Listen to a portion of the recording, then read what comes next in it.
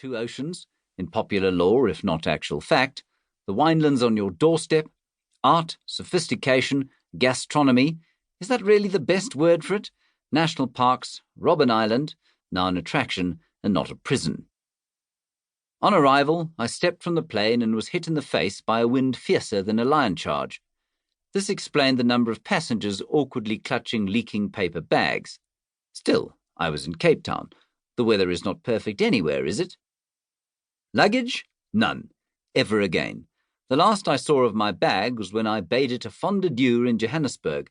It contained all of my clothes, bar the pair of shorts and T-shirt I was wearing. I should have had a jersey for the plane. Why do airlines insist on trying to cryogenically preserve their passengers? Thankfully, I had told the unimpressed flight attendant at check-in that there were greater chances of my parting with my own head than with my guitar.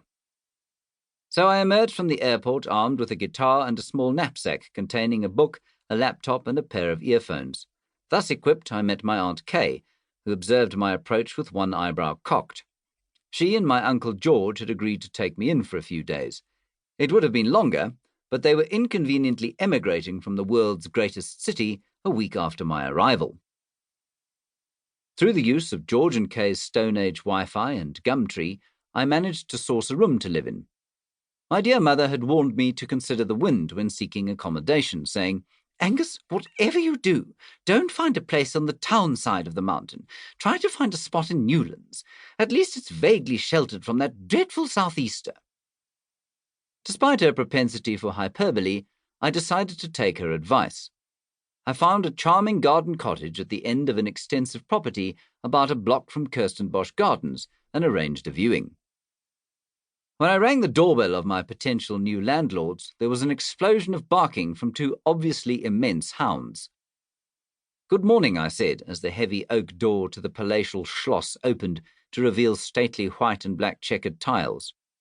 Staircases rose on either side of the space, which centered on a massive rosewood table bowing under the weight of the biggest flower arrangement outside of a funeral I had ever seen.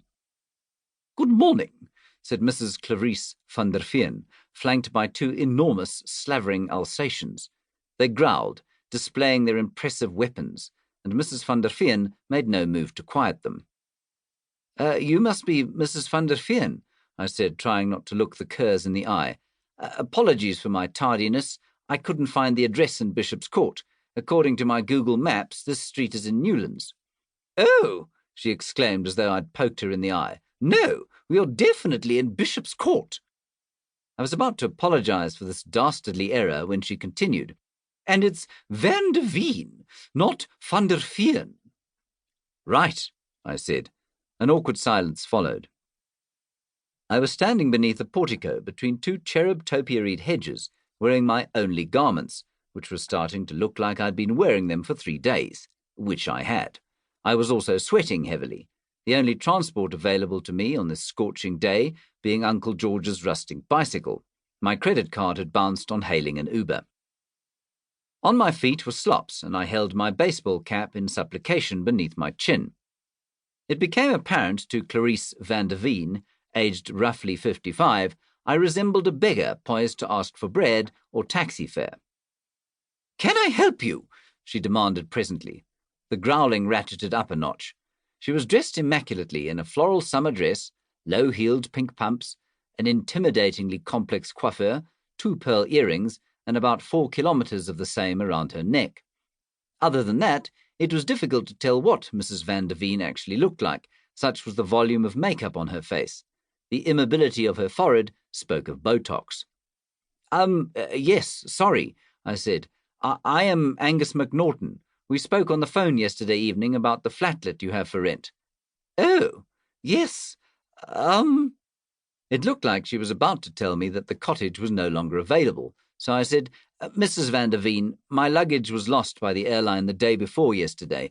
Please excuse my appearance." "Oh, quite, yes, well, you'd better come in, then."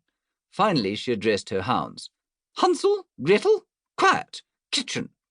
They obeyed instantly and disappeared into the house. And so I was granted access to the hallway.